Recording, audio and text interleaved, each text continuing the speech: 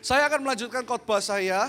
Anda yang belum menonton Injil dalam keseharian yang part 1 yang belum mendengarkan, ya Anda bisa buka di YouTube channel New Life Indonesia yang part 1. Siapa yang belum mendengarkan part 1? Angkat tangan. Yang belum mendengarkan. Oke, judulnya bisa ditampilkan multimedia, ikuti saya. Injil di dalam keluarga dan keseharian. Anda mesti dengarkan yang part pertama, karena saya ngomong tentang hubungan suami dan istri dan suami. Dibuka ayatnya, ya, hubungan antara anggota rumah tangga. Ya, Anda ingat 2 minggu lalu saya bahas tentang istri dan suami. Nah, lanjut saja langsung poin yang pertama. Ini poinnya, tidak ada poin pertama dan kedua. Ini inti dari kitab Kolose. Hari ini part yang kedua, saya akan ngomong tentang anak kepada orang tua. Jadi kalau Anda belum mendengarkan yang pertama, Anda tidak akan bisa mendapatkan lengkapnya. Saya akan selesaikan seri ini minggu depan di part yang ketiga. Ya, dan inti dari Kolose 3, saya ulang lagi poinnya untuk seluruh kitab Kolose ayat 18 sampai 23 ini adalah ya yang tadi poinnya. Multimedia, ya. Status sebagai manusia baru di dalam Kristus seharusnya terwujud nyata dalam hubungan dengan keluarga dan di masyarakat. Kolose 3 selalu ngomong tentang manusia yang baru. Manusia yang baru pasti terwujud di dalam kehidupan sehari-hari. Kehidupan sehari-hari itu terutama di dalam keluarga terlebih dahulu. Alkitab ini luar biasa, firman Tuhan ini bahas tentang keluarga begitu detail. Tentang hubungan suami dan istri, istri dan suami. Nah, hari ini saya akan bahas ayat yang ke-20, kita buka sama-sama, satu ayat saja. Dan hubungan antar anggota rumah tangga ini juga ngomong tentang hubungan anak dan orang tua. Kita baca sama-sama ayat 20 dengan suara yang keras, 1, 2, 3. Hai anak-anak, taatilah orang tuamu dalam segala hal, karena itulah yang indah di dalam Tuhan. Siapa yang anak di sini? Semua kita anak, amin. Ya, semua angkat tangan. Hai anak-anak, dikatakan, apalagi yang orang tuanya masih ada. Taatilah orang tuamu dalam segala hal, karena itulah yang indah di dalam Tuhan. Koridor ini kita mesti ngerti bahwa Kolose sedang ngomong tentang apa tadi? Manusia yang baru. Manusia baru itu pasti punya nature yang baru. Manusia baru pasti punya kebiasaan yang baru. Yang dimaksud taatilah orang tuamu dalam segala hal. Ini ketika Kolose ngomong tentang orang tua yang sudah di dalam Tuhan. Orang tua yang sudah kenal Tuhan. Orang tua yang sudah benar-benar lahir baru. Makanya dikatakan taatilah orang tuamu dalam segala hal. Tentunya orang tua yang dalam Tuhan tidak mungkin menyuruh Anda untuk melakukan sesuatu yang melanggar firman Tuhan. Tapi saya mau bahas khotbah saya dari 3 pertanyaan. Karena ada banyak pertanyaan dan banyak juga anak-anak yang orang tuanya bahkan belum mengenal Tuhan. Bahkan sudah ada yang menikah tapi orang tuanya belum benar-benar kenal Tuhan Yesus. Bahkan Anda mungkin sudah punya anak tapi orang tua Anda belum kenal Tuhan. Anda mungkin masih single juga, orang tuamu belum kenal Tuhan. Nah, orang yang belum kenal Tuhan biasanya ya mereka mungkin suka berbicara negatif. Atau terkesan kadang-kadang berbicara yang kasar sehingga Anda sampai usia yang dewasa ini pun Anda masih tetap takut tentang apa yang orang tua Anda katakan. Saya kolek dari beberapa anak-anak muda terutama juga bahkan orang dewasa, orang tuanya belum kenal Tuhan. Apalagi saya tidak mengecilkan satu ras ini dan itu. Apalagi mungkin Anda dari keturunan Cina yang totok. Biasa suka ada omongan negatif dan beberapa suka takut dan berkata, Pastor, pertanyaan yang pertama itu seperti ini. Ya, kalau perkataan dan kutuk dari orang tua berlaku enggak bagi orang percaya? Kadang mungkin maaf, Anda dikatai bodoh.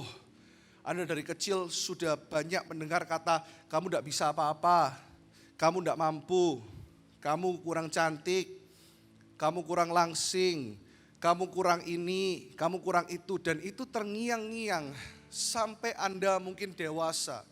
Dan mungkin sampai Anda menikah.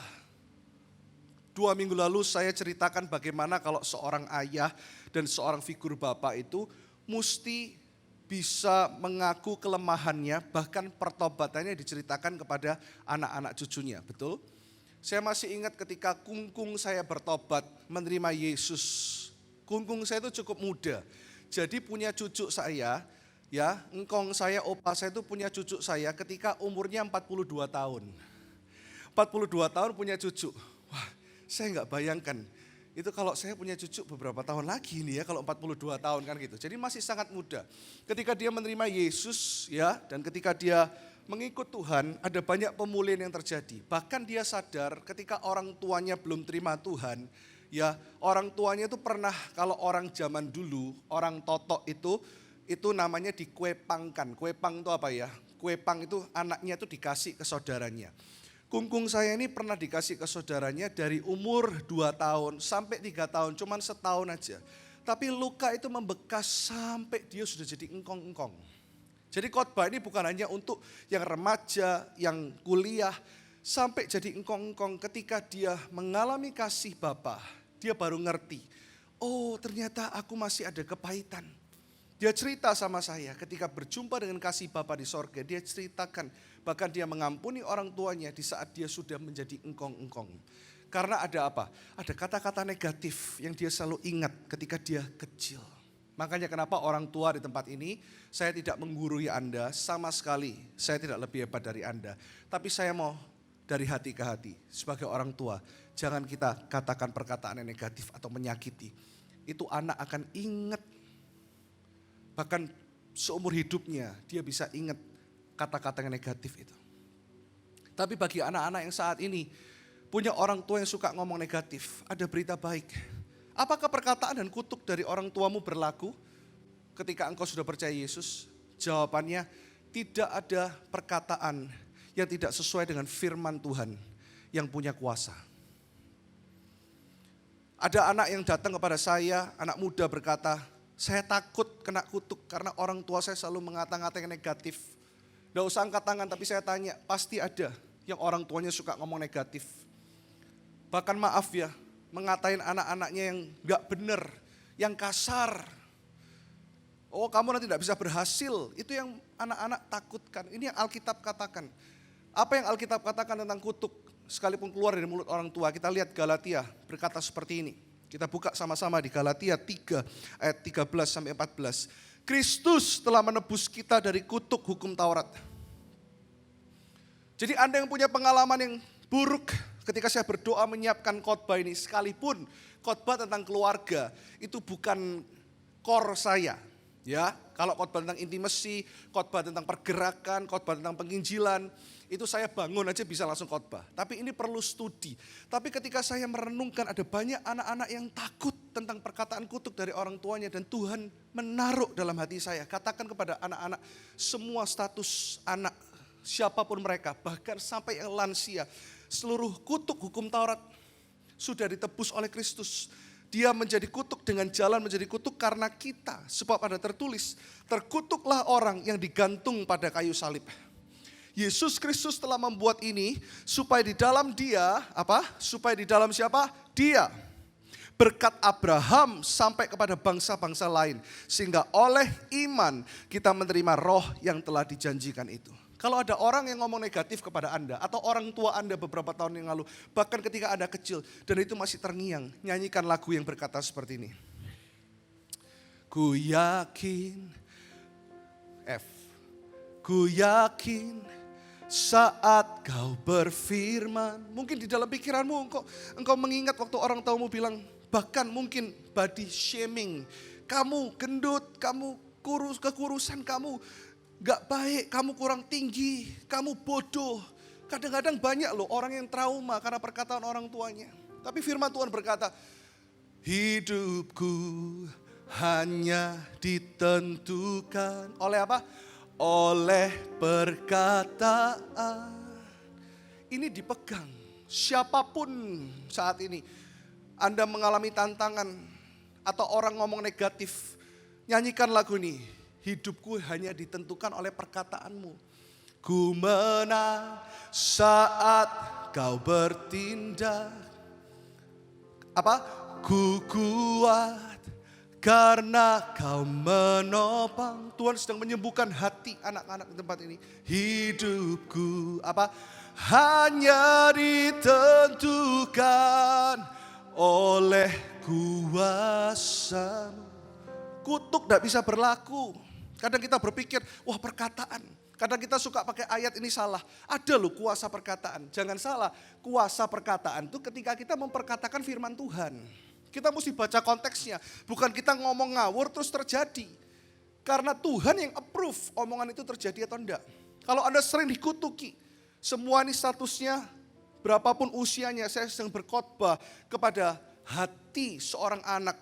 Kalau Anda dikutuki di masa lalu, bahkan Anda suka dikatai, saya mau pastikan kepada Anda, tidak ada kutuk yang berlaku karena Kristus Yesus, Dia yang empunya hidupmu, Dia yang memegang hidupmu, Dia yang memberkati engkau, Dia yang menolong engkau. Atau mertua, suka kutuki aku. Biarkan mereka ngomong apapun juga, Anda diam, tidak usah balas kutuki, tapi Anda tahu sekarang, kutuk tidak akan berlaku. Karena apa? Tadi baca ayatnya sama-sama, Yesus telah menjadi kutuk, Yesus Kristus telah membuat ini supaya Dia, di dalam Dia, bahkan ada berkat Abraham sampai kepada bangsa-bangsa. Ayat lain berkata, Yesaya 53 enggak usah dibuka, tapi ada ayatnya, Anda baca di rumah, dikatakan ketika Yesus di atas kayu salib, Dia menanggung semua kutuk. Itu artinya yang sudah Anda dengar atau yang Anda akan dengar, Dia telah menanggung semuanya. Jadi keberhasilanmu ketika engkau lahir baru, engkau miliknya Tuhan. 1 Petrus 2 ayat 9 berkata seperti ini. Kita buka beberapa ayat pagi hari ini. Tetapi kamulah yang punya status sebagai anak, kita semua usia 70 tahun pun kita adalah anak dari seseorang. Sekalipun mungkin sudah meninggal orang tua kita. Tapi mungkin Anda trauma. Saya tidak tahu kenapa saya khotbah ini. Ada orang-orang yang usianya lanjut, tapi Anda masih trauma dengan apa yang orang tua Anda katakan 50 tahun yang lalu. Saya mau katakan, firman ini berkata, kamulah New Life Church, siapapun namamu, bangsa yang terpilih, imamat yang rajani, bangsa yang kudus, karena Dia telah menguduskan kita. Umat siapa? Kepunyaan Allah sendiri. Supaya kamu memberitakan perbuatan-perbuatan yang besar dari Dia yang telah memanggil kamu keluar dari kegelapan. Kita semua dulunya dari kegelapan kepada terangnya yang ajaib. Jadi kita ini punyanya siapa? Kita punyanya Tuhan. Sekalipun ada orang tua biologis, apalagi tidak kenal Tuhan mengutuki kita, kita punyanya Tuhan. Halo? Setiap kutuk sudah dibatalkan di dalam nama Yesus. Tepuk tangan lebih dahsyat lagi buat Tuhan Yesus. Jangan ada lagi ketakutan. Atau Anda, beberapa orang berkata seperti ini, saya sakit jantung karena dulu orang tua saya bilang, jantungmu gak benar, saya dikutuki. Anda sudah lepas dari kutuk. Lalu orang-orang bertanya kepada saya, kalau orang Kristen yang lahir baru sudah lepas dari kutuk, kenapa harus ada doa pelepasan? Saya jelaskan ya. Salvation, keselamatan, Pastor Carsten sering mengajar ini di New Life Discovery Class. Keselamatan itu datang dengan satu package, dengan satu paket lengkap. Kalau Anda nanti setelah acara, setelah kebaktian, Anda makan di food court, terus jadilah berkat buat mall ini ya. Anda beli makanan, pasti ada paket hemat. Ya, kalau saya biasa makan sama full timer hari Selasa, setelah kita meeting, kalau kita ke food wave di bawah, wah paket hematnya ini sudah include Pak. Sudah include apa? Kalau nasi sama bandeng sama ikan asin sama sayur asemnya, iyalah include toh. Biasa saya minta tolong Bu Ninis, Bu beliin ya sayur asemnya. Bu Ninis bilang, lengkap pastor. Sak sayur asemnya, sak pindangnya. Saya suka makanan khas Jawa gitu ya. Tadi malam ada yang dablek kirimin saya singkong keju sama botoan gitu ya. Jadi istri saya bilang, kamu besok khotbah nanti perutmu jendul loh. Tidak jendul kok ya. Ya, haleluya. Tidak ada kata-kata negatif yang bisa terjadi. Haleluya. Nah, waktu saya tahu ini ternyata paket lengkap. Kadang-kadang kita tidak tahu kalau keselamatan datang dengan paket lengkap. Waktu seseorang menerima Yesus sebagai Tuhan dan Juru Selamat, Anda tidak perlu lagi untuk datang ke doa pelepasan kutuk. Maaf ya. Masih ada gereja yang memamerkan dan berkata, bagi semua umat Tuhan, datanglah ke acara doa pelepasan kutuk. Loh, kita ini ketika menerima Yesus sebagai Tuhan dan Juru Selamat, semua kutuk keturunan, semua dosa sudah dipatahkan saat itu juga. Tapi kenapa ada doa pelepasan? Doa pelepasan itu hanyalah peneguhan bahwa Anda sudah di dalam Kristus. Karena banyak orang-orang karismatik yang tidak mengerti bahwa mereka sudah dilepaskan. Ini nanti kelasnya panjang lagi. Kenapa kok orang karismatik kadang didoakan pelepasan kelihatannya sudah lahir baru. Kok masih kejet-kejet teriak-teriak. Ya itu tadi, karena mereka tidak dibekali dengan pengetahuan yang benar bahwa keselamatan yang mereka terima sudah datang dengan satu package. Ada satu bagian yang kosong, missing di dalam hidup mereka. Nanti ini pelajaran lain kali. Lalu ada juga yang tanya kepada saya, kalau gitu dosa keturunan itu apa? Dosa keturunan berlaku bagi orang yang di luar Tuhan, yang belum lahir baru. Tapi zaman now, dosa keturunan turun-menurun ini apa sih? Zaman now itu gini loh, bahasanya simple. Dosa turun-temurun itu adalah budaya yang diturunkan dari orang tua ke anak. Misal, orang tua ngerokok terus setiap hari. Satu hari bisa 2, 3, 2, 3 package, 4. Mungkin anaknya 5, ada 2 yang enggak ngerokok, tapi dari anaknya pasti ada salah satu yang ngerokok. Ini bukan dosa keturunan. Kenapa kok perjanjian lama pakai istilah dosa keturunan? Karena perjanjian lama menjelaskan konteks sesuai dengan orang Israel di zaman itu, pakai bahasa yang mereka bisa mengerti. Jadi kita jangan sembarangan ngomong ke orang, kalau bapaknya cerai, oh anaknya pasti blakrak, maaf ya. Kita nggak boleh gampang ngejudge seperti itu. Lihat dulu kalau anaknya sudah lahir baru, percaya Yesus, dia sudah ada di dalam otoritas Kristus. Kalau enggak kita ini gampang ngejudge, menghakimi orang, karena mereka yang hidup dan bahkan orang tuanya bercerai, tapi mereka sudah ketemu Yesus dan lahir baru. Mereka juga punya hak dong untuk punya keluarga yang bahagia. Ini maksud saya. Kita gampang ya sebagai orang Asia terutama kita lihat, oh kalau mboknya kayak gitu, maaf ya, kita kadang ngomongnya bahasa Jawa. Yang di First Media, yang di Light Channel, nanti belajar bahasa Jawa sedikit ya, yang di televisi bingung ini. Oh bapaknya nyolongan anaknya pasti, maaf. Biasa orang ngomong gitu, anaknya pasti gongpek gitu ya. Ngerti gongpek itu bahasa Surabaya ya. Nggak tentu kalau anaknya sudah terima Tuhan, dia sudah dilepaskan dari segala kutuk dan dosa keturunan apapun. Halo, saya punya teman ya, dulu waktu saya pelayanan di Australia, dia worship leader yang sangat diurapi, saya masih ingat. Tapi dia kakak kelas saya beberapa tahun, mamanya cerai 5 kali. Orang semua ngutuki dia, oh ini paling kamu kayak mamamu. Oh jangan menikah sama dia, kasihan loh, New Life Church enggak boleh punya mulut seperti ini. Kita gampang lihat, oh kalau mamanya cerai 5 kali, maaf mamanya dicap. Ya kurang pantas hidupnya, anaknya pasti nggak bener. Semua nggak boleh deketin dia, semua nggak boleh pacaran sama dia. Tapi dia ini percaya Tuhan. Waktu dia worship leading, waktu dia memuji menyembah Tuhan, bahkan waktu dia membawa orang sungguh-sungguh dalam hadirat Tuhan. Dia nulis lagu, dan waktu dia dikatain orang, dia cuma percaya. Seperti lagu tadi, aku milikmu Tuhan. Sebab aku ini milikmu. Kalau ada orang yang nyacati Anda atau ada orang menjelekkan Anda, katakan, aku di dalam hatimu. Apa? Kasih setiamu yang menghidupkan aku. Dia tidak pernah bales. Cowok-cowok mendekati dia, semua mamanya ngerasani dia, jangan. Dia cuma nyanyi, sebab aku ini milikmu. Tak ku pertahankan hidupku, biar kehendakmu kerjakanlah dalamku. Anda sudah milik Tuhan, tidak ada urusannya dengan perkataan orang. Dan sampai hari ini, dia menikah dengan orang yang tepat. Dia punya keluarga yang bahagia di Australia. Dan sampai hari dia melayani Tuhan dengan luar biasa. Dan semua orang yang bilang dia pasti cerai, dia pasti gak benar. Semuanya shut their mouth. Dan bahkan tepuk tangan dalam hidupnya. Karena dia dipakai Tuhan luar biasa. Ada kesempatan bagi Anda yang punya masa depan yang buruk.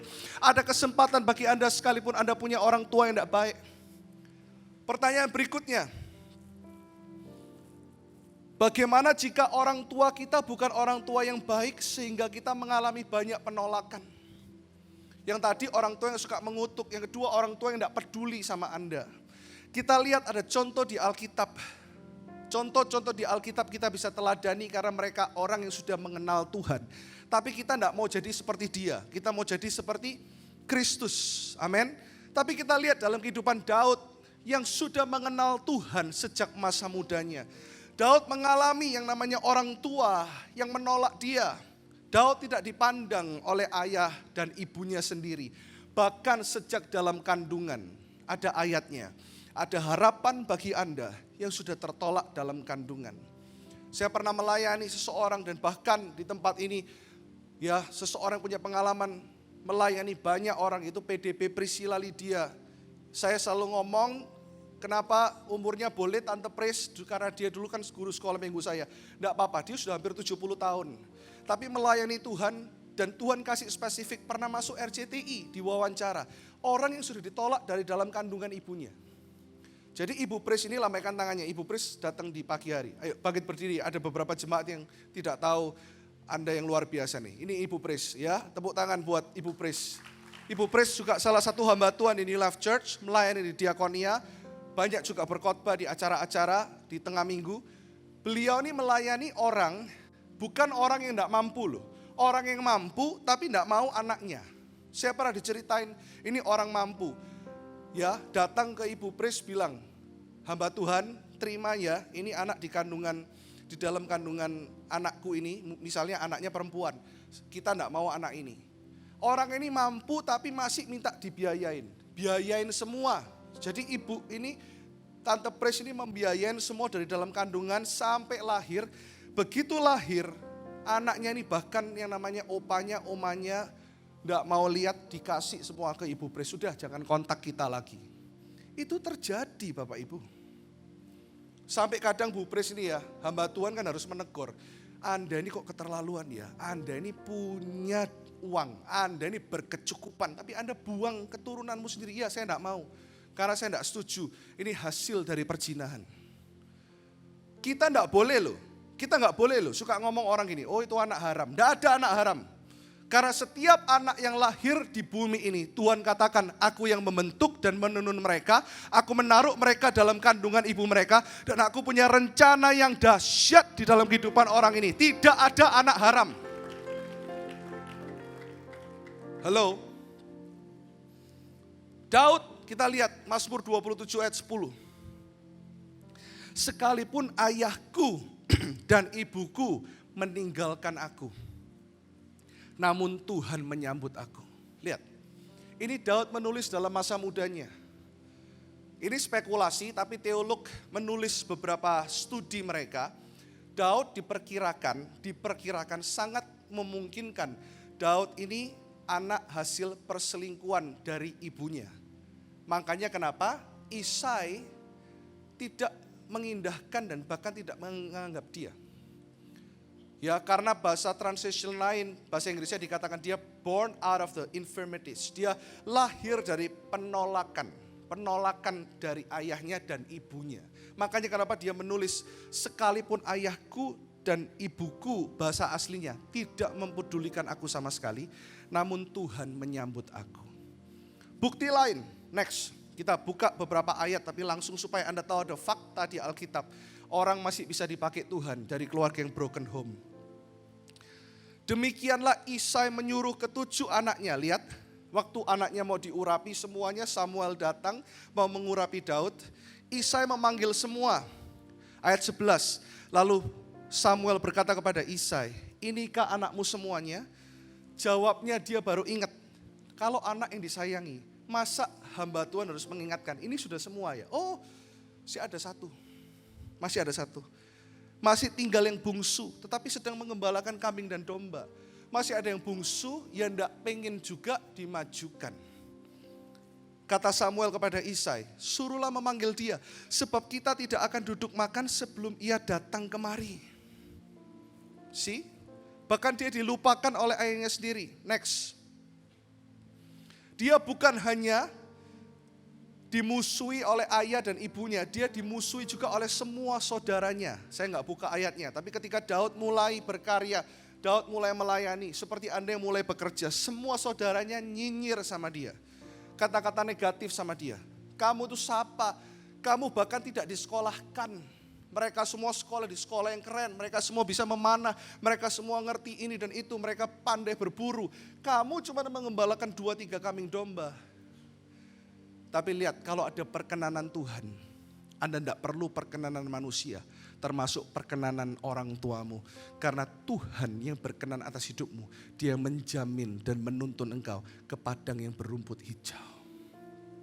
Tadi katakan gini, ketika dia dekat dengan Saul, Saul ini mertuanya Daud loh. Raja Saul ini bahkan rajanya plus mertuanya. Bahkan juga ingin membunuh dia. Jangan pernah salahkan masa lalu dan Anda selalu berkata gini, aku gagal karena perkataan orang tuaku, karena orang tuaku suka ngutuki aku. Tidak ada hubungannya, Anda sudah lahir baru. Jangan cari alasan. Kita lihat contohnya di Alkitab kurang apa? Seluruh keluarganya membenci dia. Jangan terus Anda salah, terus Anda berkata, seluruh keluargaku membenci aku. Karena Anda selingkuh, ya ini lain. Tapi ketika Anda benar, Anda dibenci, gak usah takut. Kita lihat ayatnya ya bagaimana Saul ingin membunuh dia. Semua harus ada ayatnya supaya Anda tahu. Semuanya ini adalah fakta yang ditulis di Alkitab. Lalu bangkitlah amarah Saul kepada Yonatan. Yonatan ini anaknya Saul yang membela Daud seperti saudara kandung dengan Daud. Katanya kepadanya, anak sundal yang kurang ajar. Bukankah aku tahu bahwa engkau telah memilih pihak anak Isai dan itu noda bagi kau sendiri. Bahasa aslinya, anak itu haram. Daud ini diharam-haramkan, dikutuk-kutuki. Dan bagi perut ibumu, wow. Sebab sesungguhnya selama anak Isai, siapa anak Isai yang dimaksud? Daud. Selama anak Isai itu hidup di muka bumi, engkau dan kerajaanmu tidak akan kokoh. Lihat, saking bencinya Saul sama Daud, dia mengutuki Daud, dia mengutuki anaknya juga. Dan sekarang suruhlah orang memanggil dan membawa dia kepadaku, sebab ia harus mati. Daud ini gak salah apa-apa loh. Bahkan ketika Saul dirasuk setan, Daud mainkan harpa, lepas setannya itu pelepasan. Tapi setelah Saul sadar, Daud mau ditombak lebih daripada 7 kali. Di dalam 2 pasal saja, ada 14 kali di mana Saul berusaha membunuh dan menghajar Daud. Kalau Daud selalu berkata, hidupku bergantung kepada orang tua, Daud habis hidupnya. Ini berita baik buat beberapa Anda yang merasa kosong hidupnya, yang merasa orang tuamu tidak pernah peduli dengan engkau. Next, tapi kita lihat orang yang lahir baru, ada Yahweh, ada Yesus, ada Yeshua, ada pencipta. Daud mengenal penciptanya. Next, sikap hati Daud. Kenapa Daud bisa seperti ini? Karena Daud kenal Tuhan. Daud menerima anugerah. Anugerah yang membuat engkau tidak membalas. Anugerah yang membuat engkau melepaskan pengampunan. Daud menerima dan melayani mereka semuanya. Daud menerima ayahnya, ibunya, dan melayani semua saudaranya. Ada ayatnya, kita baca sama-sama. Bahkan ketika ibu dan ayahnya tidak mempedulikan dia. Tapi ketika mereka dalam tekanan, ada waktunya. Ketika orang-orang itu dalam tekanan, mereka akan datang kepadamu. Jangan Anda ucapkan yang negatif juga, syukurin lu. Tahu enggak lu, dulu apa yang lu buat? Enggak. Lalu Daud pergi dari sana, Anda bisa catat ayat-ayat ini. Anda renungkan, Anda bagikan di live group. Lalu Daud pergi dari sana dan melarikan diri ke Gua Adulam. Jadi gini, Daud pun belum menjadi raja, masih dalam keadaan susah. Dia masih berusaha. Tapi ketika saudara-saudaranya dan seluruh keluarganya mendengar hal itu, pergilah mereka ke sana mendapatkan dia. Ayat 2, berhimpunlah juga kepadanya setiap orang yang dalam kesukaran. Lihat, bukan hanya keluarganya, tapi orang-orang yang dalam kesukaran. Ini yang namanya melayani Tuhan. Anda jangan berkata, aku masih dalam keadaan susah, aku masih dalam keadaan tidak baik. Tapi melayani Tuhan adalah DNA ketika Anda lahir baru. Saya berdoa tahun depan kita bukan hanya tambah satu kebaktian, bukan hanya tambah kebaktian, tapi ada orang-orang yang mau melayani Tuhan. Bahkan di saat yang sukar. Dan dikatakan di sini, berhimpunlah juga kepada setiap orang yang dalam kesukaran, setiap orang yang dikejar-kejar tukang piutang, setiap orang yang sakit hati. Gereja adalah tempat bagi orang yang sakit hati, tapi enggak terus sakit, diubahkan. Melalui life group, dan setiap minggu melalui khotbah dan pujian penyembahan. Maka ia menjadi pemimpin mereka. Lihat, sudah susah, ditolak oleh ayah dan ibunya, semua saudaranya menolak dia. Dia masih diikuti oleh seluruh keluarganya dan menjadi pemimpin bagi 400 orang, semuanya buangan. Kalau gereja nggak siap terima orang buangan, kita bukan gereja, kita community club. Katakan amin. Kalau gereja nggak siap terima orang berdosa, kalau gereja nggak siap terima orang yang hidupnya terpuruk, kita bukan gereja, kita perkumpulan. Gua sama lu cocok, lu sama gua cocok. Bahkan di dalam gereja kita bisa ngerasani orang lain. Wow, di sini nggak ada satu, dua mungkin. Hello, stop speaking negative about his church. Stop speaking negative about your kids. Stop speaking negative about each other. Kita harus mengaca diri kita ini siapa. Kita gak lebih baik dari orang lain. Tapi kita gampang ngejudge, menghakimi kanan kiri. Saya berdoa tidak ada spirit seperti itu di New Life Church. Saya berdoa di New Life Church, hati jemaat dan pelayan Tuhannya adalah hati Yesus seperti Daud yang mau menerima 400 orang buangan. Kalau kita lihat orang lebih berdosa, kita gak lebih baik dari dia. Tuhan bilang dosamu dan dosanya sama saja. Cuman kita merasa kita diampuni sedikit, dia diampuni, kita diampuni sedikit. Dia yang hidupnya berapi-api sama Tuhan karena dia tahu dia diampuni banyak. Padahal kita semua sama-sama diampuni banyak. Halo, lihat sikap hati Daud. Next, ayat selanjutnya. Dan dari sana Daud pergi ke Mispa. Lihat, Daud dalam kesusahan. Dalam kesusahan itu dia dikutuk, dia dikata-katain. Tapi dia masih ke Raja Moab dan berkata kepada rajanya gini, izinkanlah ayahku dan ibuku tinggal padamu ya, sampai aku tahu apa yang dilakukan Allah kepadaku. Dia do extra mile sebagai anak. Dia dicacati, dia dihakimi, tapi saat dia susah mereka semua minta pertolongan. Tapi dia bukan hanya nolong, dia make sure, jaga nih ya papa mamaku. Yang ngomong kamu anak tertolak, kamu anak buangan, kamu gak akan berhasil. Kamu cuman bisanya mengembalakan 2-3 kambing domba. Kamu bahkan mau tak buang. Kamu tuh anak hasil perjinahan. Kamu anak haram. Ini loh yang dikatain anak haram. Diangkat Tuhan jadi raja. Bahkan dia berkata kepada raja lain sebelum dia jadi raja. Jaga dia papa mamaku. Ada loh orang yang punya hati yang besar seperti ini. Jarang hari-hari ini. Hari-hari ini orang tuh memikirkan kepentingannya sendiri. Life group. Kita ayo semua life group untuk kepentingan kita membangun diri kita. Tapi kitanya yang tidak mau. Itu hari-hari ini. Ayo pelayanan lebih. Kok pelayanan terus? Kita ini di gereja udah gak dibayar. Tuhan sudah membayar semuanya lunas. Kita ini terlalu hitung-hitungan sama Tuhan. Transaksional. Kalau kita terus menjadi orang yang transaksional, kita gak akan pernah dipakai Tuhan. Tapi Daud di dalam kesusahannya sekalipun sebelum dia melihat ada berkat dan dia belum jadi raja. Dia telah bertindak sebagai raja karena mentalnya adalah mental raja. Halo, mental kita, mental jemaat, simpatisan atau mental giver. Kalau kita giver, saya sering telepon sama beberapa head yang kadang cerita ini dan itu. Percayalah, mereka yang setia melayani di gereja, di dalam pekerjaan, mereka juga seperti itu. Tapi mereka yang suka membangkang dalam rumah Tuhan, ternyata di luaran mereka juga seperti itu. Simple, kita mau gak menundukkan diri, sekalipun tidak ada gereja yang sempurna, tidak ada orang tua yang sempurna. Orang tua Daud jauh dari sempurna, tapi dia sit and listen kepada orang tuanya di sorga, yaitu Bapa di sorga. What about you?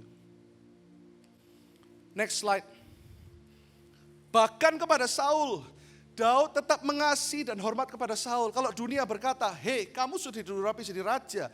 Dia mau membunuh kamu 14 kali dengan tombaknya. Bunuhlah dia. Ada kesempatan ayat yang terakhir berkata seperti ini. Kita lihat suatu hari Ia sampai ke kandang-kandang domba di tepi jalan. Di sana ada gua dan Saul masuk. Anda bisa bayangkan ke dalamnya untuk membuang hajat. Jadi maaf ya, Saul lagi beol. Tetapi Daud dan orang-orangnya duduk di bagian belakang gua itu. Lalu berkatalah orang-orangnya kepada Daud, telah tiba hari yang dikatakan Tuhan kepadamu. Sesungguhnya aku menyerahkan musuhmu ke dalam tanganmu. Perbuatlah kepadanya apa yang kau pandang baik. Artinya gini, semua orang bilang ini kesempatan, bunuh dia. Maka Daud bangun, cuman memotong puncak jubah Saul dengan diam-diam. Lanjut. Kemudian berdebar-debarlah hati Daud. Lihat, orang yang ada di dalam Tuhan punya nature yang baru. Saya percaya Roh Kudus memberikan signal yang kuat dalam hati Daud karena ia telah memotong puncak jubah Saul. Lalu berkatalah ia kepada orang-orangnya, dijauhkan Tuhan kiranya daripadaku untuk membunuh, untuk melakukan hal yang demikian kepada Saul, kepada orang yang diurapi Tuhan. Yakni menjamah dia sebab dialah orang yang diurapi Tuhan. Orang yang hatinya diubahkan, tidak ada rasa benci. Wajar gak kalau Daud bunuh Saul? Wajar. Tapi dia memilih untuk do extra mile. Dia memilih untuk melakukan firman Tuhan. Apa yang kau pilih?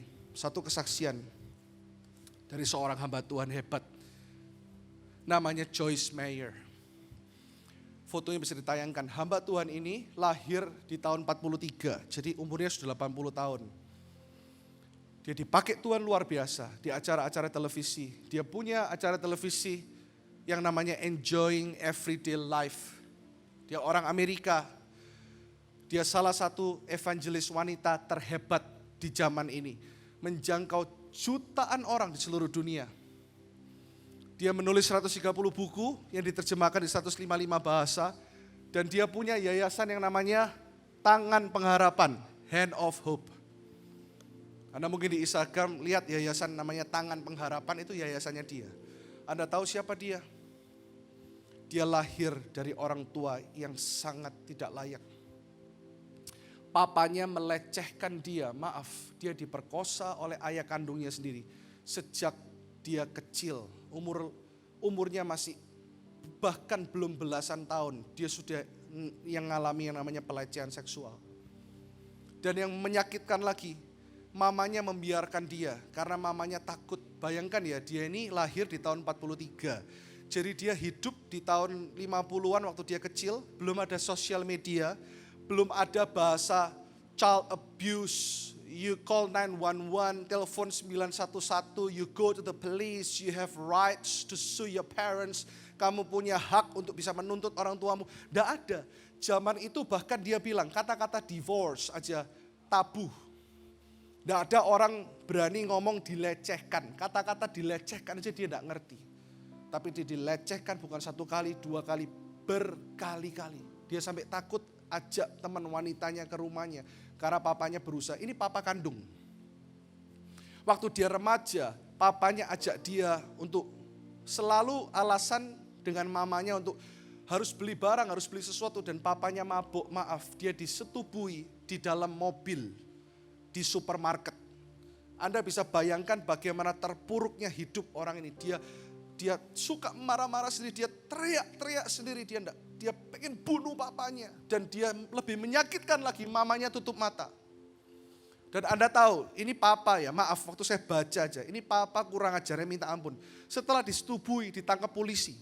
Waktu ditangkap polisi, karena waktu itu dia anak remaja, karena polisi lihat kok ada yang aneh. Waktu polisi tanya, papanya ngaku ini sepupunya, ini sepupuku. Bahkan papanya polisi zaman itu, polisinya juga menginginkan dia. Dia nyuruh polisinya nidurin orang ini. Tapi di stop, untung karena polisi ini ada panggilan. Dia lebih sakit lagi. Dia tidak boleh ikut party di sekolah. Dia tidak pernah boleh ikut perkumpulan di sekolah. Dia tidak pernah boleh ikut apapun sehingga dalam kehidupannya dia harus selalu bohong. Dia harus selalu menyendiri. Dia harus selalu menepi. Dan dia benci dengan kehidupannya. Sampai suatu hari dia ketemu Tuhan. Dan waktu dia ketemu Tuhan, apakah ini 100% beres? Enggak, progresif. Dia masih menyimpan kepahitan. Sampai singkat cerita, suatu hari Tuhan berkata, kamu telepon papamu. Dan papanya di usia yang tua. Dia telepon papanya enggak bisa tidur 3 minggu. Papanya enggak tahu apa yang terjadi. Dia kepikiran terus tentang anaknya ini. Tapi dia berkata kepada papanya, "Dad, I forgive you." Dia datang ke desanya papa mamanya. Dia ajak papa mamanya pindah ke kotanya. Dibelikan rumah di dekat dia. Dan ketika anugerah Tuhan itu turun, dia bisa memandang mata papanya dan memeluk papanya dan berkata, "Pah, kenyataan hidupku ketika aku kecil sampai remaja tidak akan berubah. Aku punya papa yang bajingan, aku punya papa yang bejat, aku punya mama yang gak peduli sama aku. Tapi sejak aku ketemu Tuhan, aku tahu aku tidak bisa mengubah masa laluku. Tapi aku punya Yesus yang membuat aku jauh lebih baik. Yesus yang lebih berharga. Yesus yang adalah harapan. Yesus yang membuat aku bisa bertemu denganmu hari ini, Pak, dan mengampunimu." Papanya nangis dan Anda tahu 10 hari setelah Joyce Meyer mendoakan papanya, dia menerima Yesus sebagai Tuhan dan Juru Selamat. Dia bertobat, mamanya bertobat, dibaptis.